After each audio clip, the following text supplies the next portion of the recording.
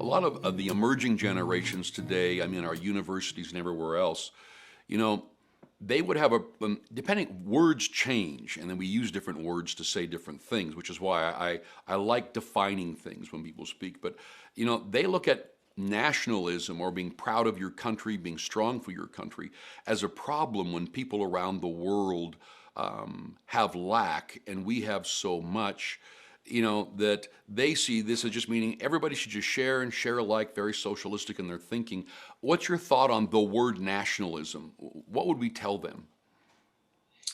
Well, nationalism, I think, has been expressed in so many ways. I think we saw a nationalist response in the trucker convoy, because we saw everyday Canadians representing the values that everyday Canadians know is what Canada is. So we saw people interested in their way of life. We saw helpful neighbors. We saw joy. We saw peace. We saw community.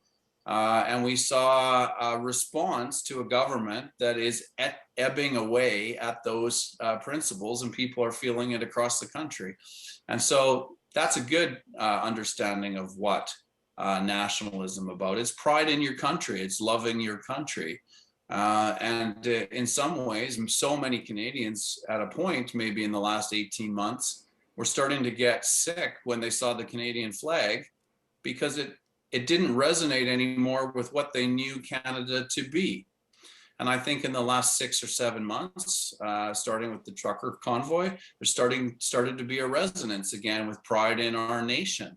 And so when I talk about nationalism, and you're asking me about nationalism, that's what it means. And the maple leaf on our flag is about the peace standing for peace in the international world and bringing peace to the countries around the world. We have a great track record of that, and that's part of our legacy and our heritage as a nation.